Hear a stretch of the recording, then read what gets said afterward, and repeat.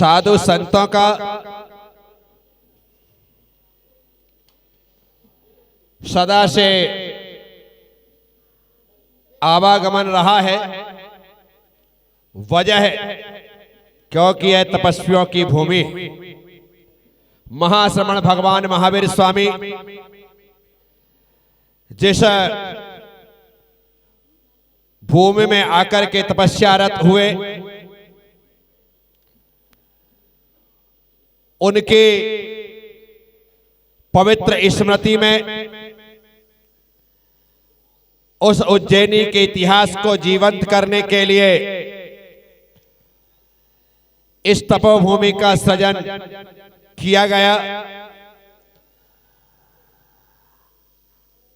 आज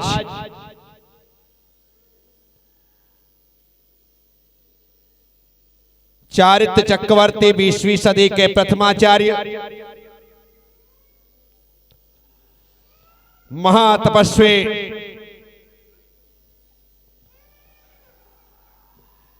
आचार्य शांति सागर जी महाराज, उनकी अक्षुण्ण परंपरा के सत्तम पट्टाचार्य श्री श्री 108 अनेकांत सागर जी महाराज, सिर्फ हमारे प्रेम की वजह से, आत्मीयता की वजह से उज्जैनी से चलकर के तपोभूमि आए। अन्यथा सीधा रास्ता इंगोरिया होकर के भी बनेड़िया जाया जा सकता था, लेकिन साधु संत जब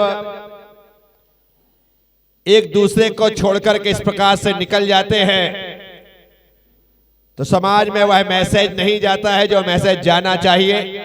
ये वात्सल्य का मैसेज प्रवचन के माध्यम से नहीं, सिर्फ मिलन के माध्यम से ही दिया जाता है और मिलन के माध्यम से ही प्राप्त होता है। आज एक लंबा संकल्प लेकर के महाराज श्री आगे बढ़ रहे हैं। यह चारित्र चक्रवर्ती आचार्य श्री शांत सागर जी महाराज के आचार्य पदारोहण महोत्सव का 100वां वर्ष चल रहा है।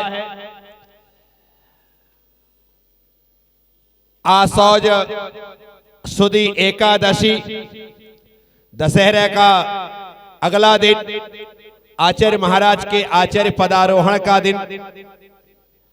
आचार्य महाराज ने 100 साल पहले महाराष्ट्र प्रांत के सांगली जिला के समडोली गांव में उन्होंने जब अपना संघ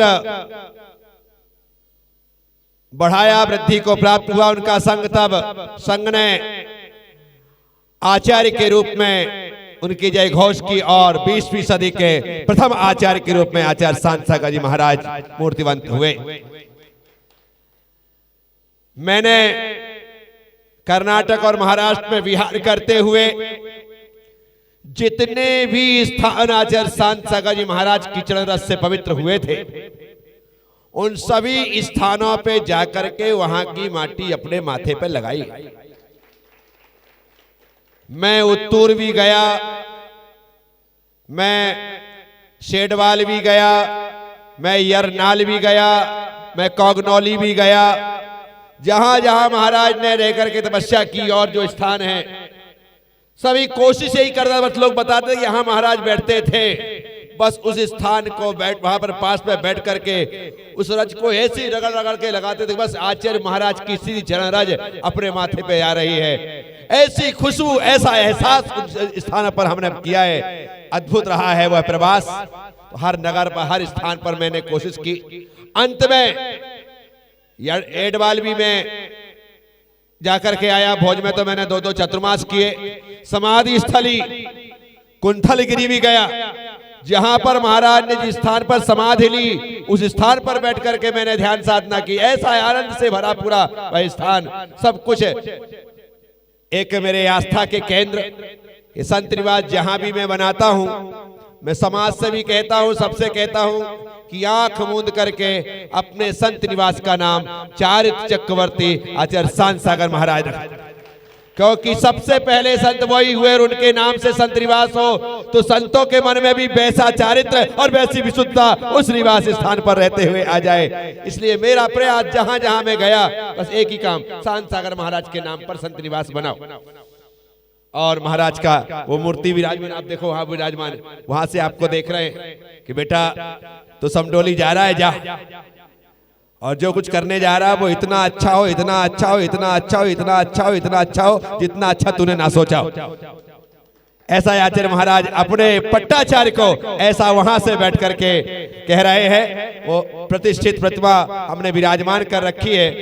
मेरी बड़ी आस्था है आचार्य शांत सागर महाराज के प्रति, क्योंकि मैंने चारित्र चक्रवर्ती ग्रंथ एक बार नहीं अनेकों बार पढ़ा है। चारित्र चक्रवर्ती शांत सागर महाराज की मैंने गांव गांव में कथाएं की है।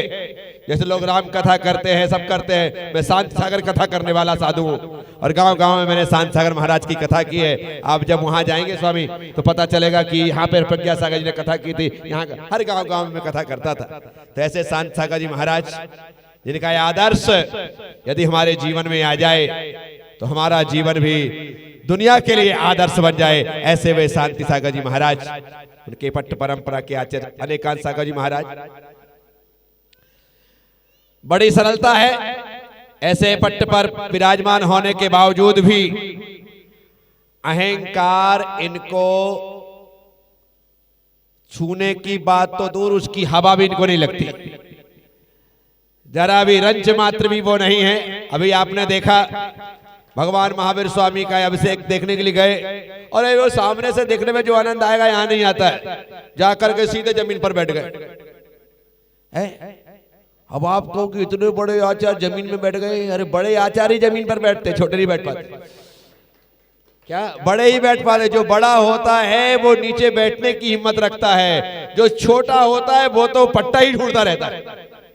तो इसलिए आचार्य महाराज यहाँ पर हैं, बड़ी प्रसन्नता है, बड़ी खुशी है। हम लोग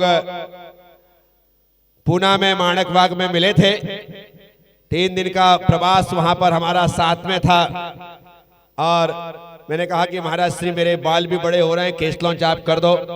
तो महाराज श्री ने अपने हाथों से वहां पर केश लॉन्च भी किया था। अद्भुत। उसके बाद ये तो सब हो गया, हमारे रिश्ते समाप्त नहीं हुए। जब महाराज श्री दिल्ली रहे और ऐसी पिच्छी मेरे पास बन नहीं पा रही थी, मिल नहीं पा रही थी, मैंने महाराज जी के पास खबर भेजी कि कुछ भी हो जाए। यहाँ पर सब लोग कह रहे हैं और पिच्छी मैंने अब अपनी परंपरा की रखना प्रारंभ कर दी, पिच्छी आपको भेजना पड़ेगी। महाराज श्री ने स्पेशल पिच्छी बनवा करके व्यक्तियों के साथ मुझ तक पिच्छी पहुंचाई। आप लगा लो, पिच्छी पहुंचाना, पिच्छी भेजना कितनी बड़ी बात होती है। ये सामान्य चीज नहीं होती है जो पिच्छी मेरे हाथ में रही। ऐसे आचार्य अनेकांत सागर जी महाराज आज यहाँ पर है। पूरा तपोभूमि और पूरा तपोभूमि परिवार आपके यहाँ पर आने से आनंदित है, प्रसन्न चित्त है, खुश है कि आचार्यवर आप यहाँ पर उपस्थित हुए हैं।